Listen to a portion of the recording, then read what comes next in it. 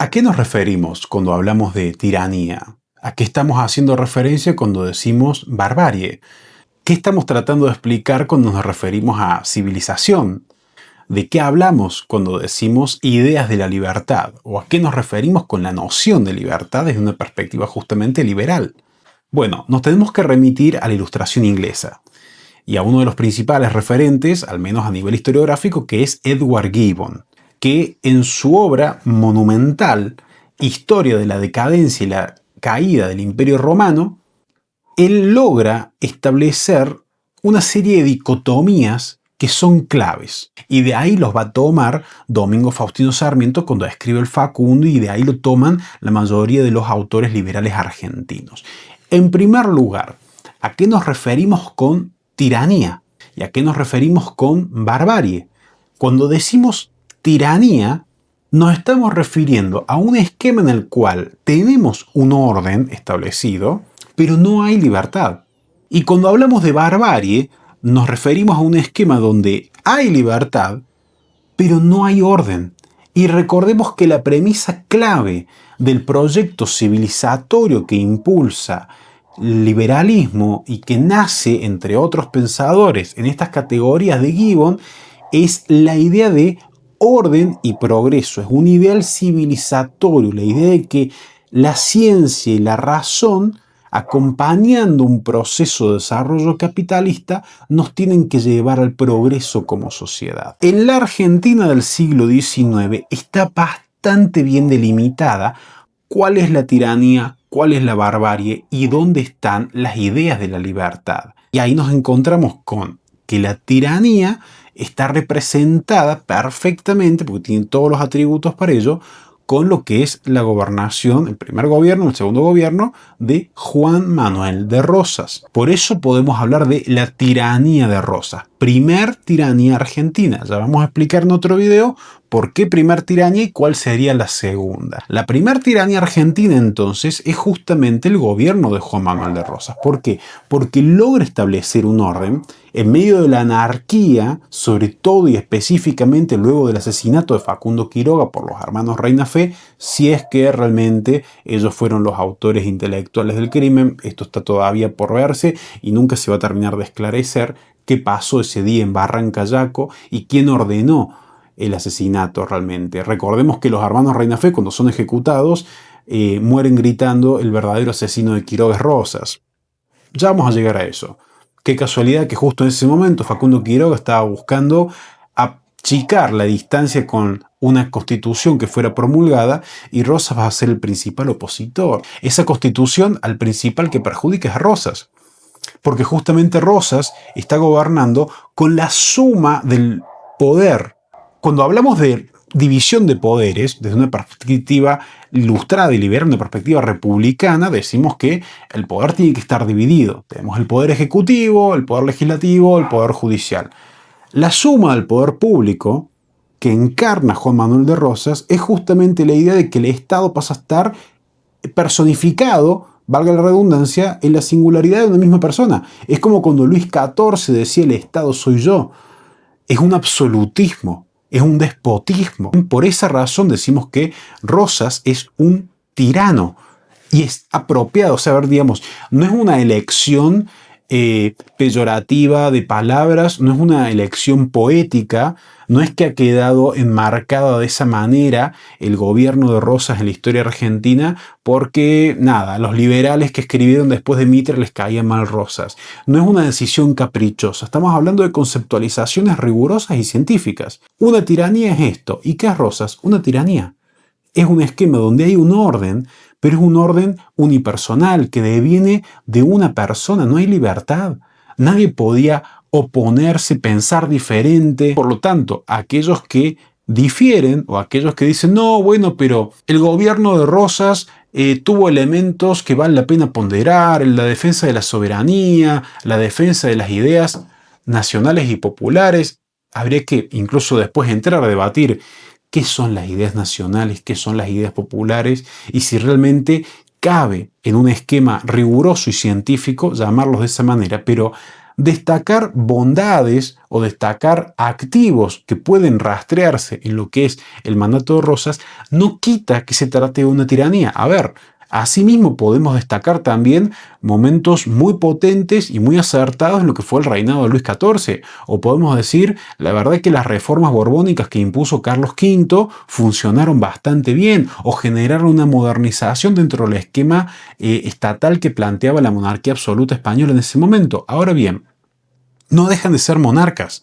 Y en el caso de Rosas, que no es rey, hay que ubicarlo en el rol de un tirano.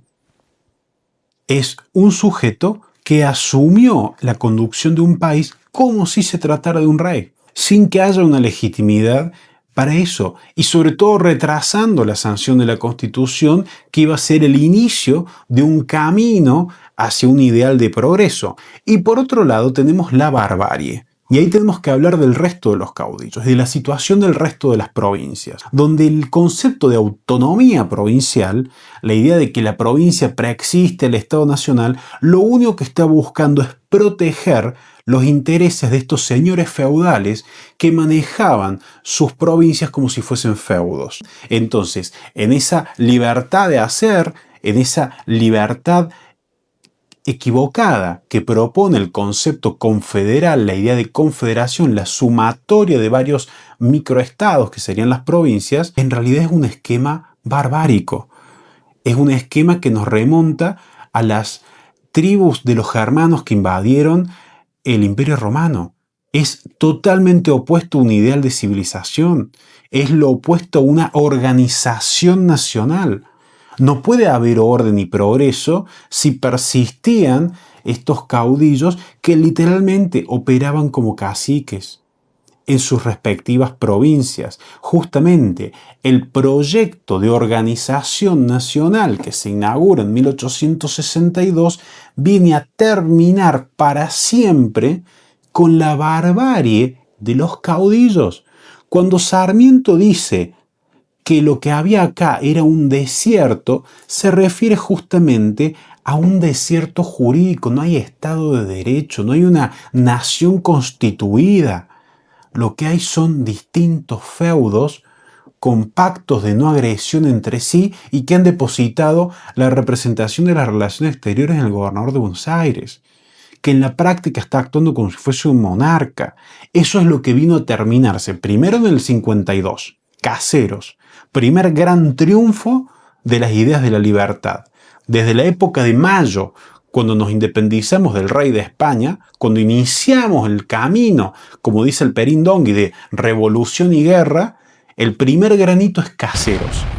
Más allá de que los panegíricos y aquellos que escriben panfletos en función de la tiranía van a llorar por siempre la derrota de su tirano en los campos de Caseros. Pero la realidad es que se trata de la primer gran victoria de las ideas de la libertad en el territorio argentino, casi comparable con el cruce de los Andes de San Martín o como la creación de la bandera de Manuel Belgrano.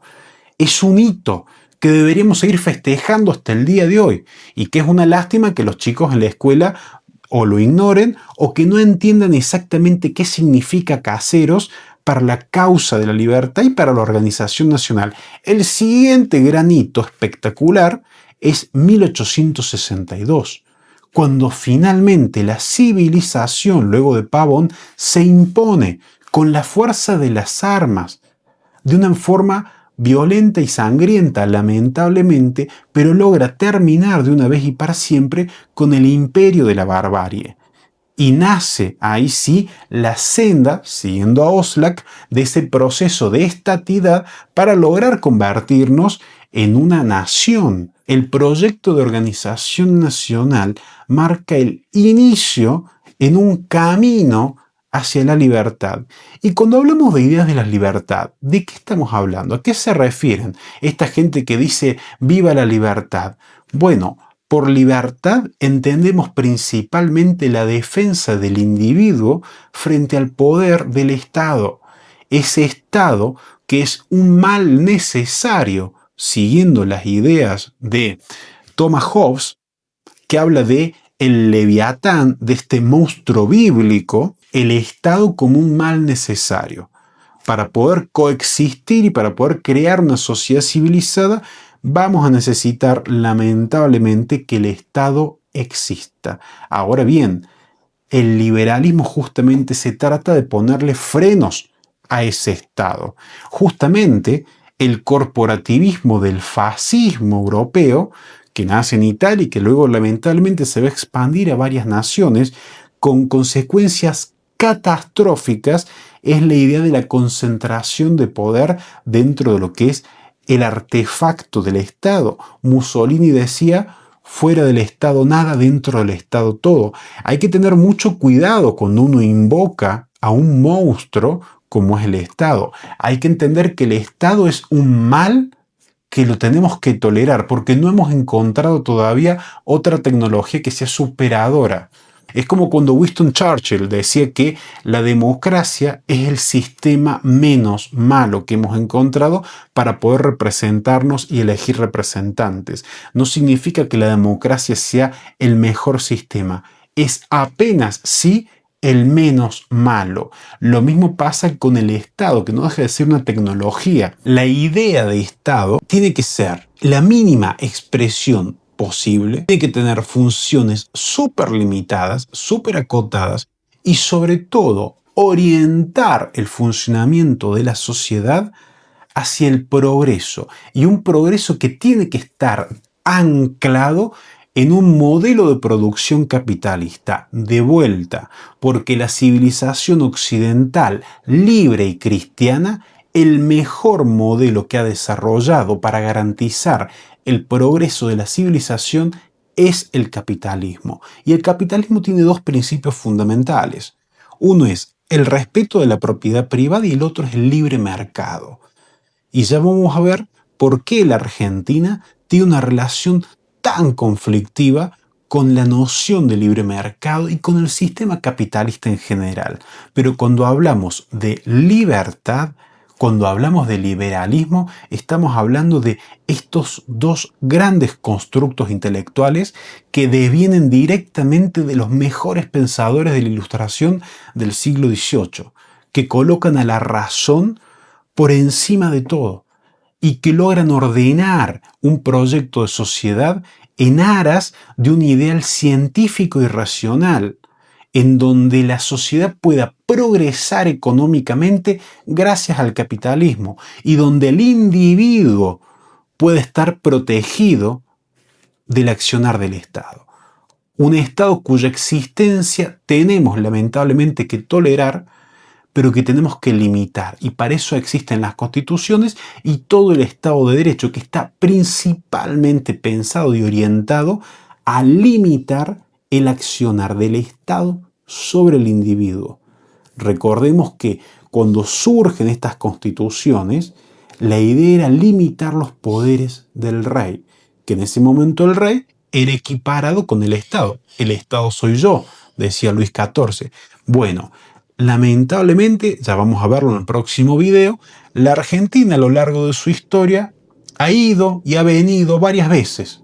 Es como hay una inconsistencia, una inconstancia, una suerte de relación paradojal que a veces termina siendo catastrófica con este ideal de libertad. A veces, digamos, la Argentina se organiza como Estado-nación unida a un ideal de libertad. Basta leer los discursos de Bartolomé Mitre, de Domingo Faustino Sarmiento, de Nicolás Avellaneda, Julio Argentino Roca y los gigantes que lo sucedieron para entender desde qué libertad están hablando y cómo se constituye un Estado que fue un ejemplo para el mundo. La Argentina del primer centenario fue un faro de libertad para todo el planeta. Primer experimento exitoso de implantación de un sistema capitalista en una nación que apenas se estaba constituyendo. Nosotros como nación somos muy jóvenes y logramos demostrar en ese periodo de tiempo, que va desde 1862 hasta 1910, ser literalmente los mejores alumnos de la Ilustración europea. Y eso nos convirtió en el país más rico y más próspero del mundo. Ya vamos a ver qué pasó luego y cómo fuimos y venimos varias veces en torno a ese ideal de libertad que ojalá de aquí para siempre ya no lo abandonemos nunca. Podremos diferir acerca de quién le toca conducir en cada momento esas ideas de la libertad, qué matices le podemos dar, hacia dónde encauzar la acción del Estado, pero siempre recordando que desde el 19 de noviembre del 2023 hasta siempre, sin que vuelva a haber interrupciones, dejando esa inconstancia de ir y venir, nos tenemos que atar como Ulises al mástil de su barco a la idea de libertad, para erradicar de una vez y para siempre los fantasmas de la tiranía y la barbarie que siempre van a estar rondando y siempre nos van a perseguir. Pero tenemos que decir basta y poder construir de acá 20, 50, 100, 200 años de historia una nueva Argentina que parta de las ideas de la libertad. Los nombres vienen después. Recordemos que somos liberales y por lo tanto nosotros no discutimos nombres, discutimos ideas. Esto ha sido todo por hoy. Será hasta el próximo encuentro aquí en Pensando en Libertad. Buenas noches.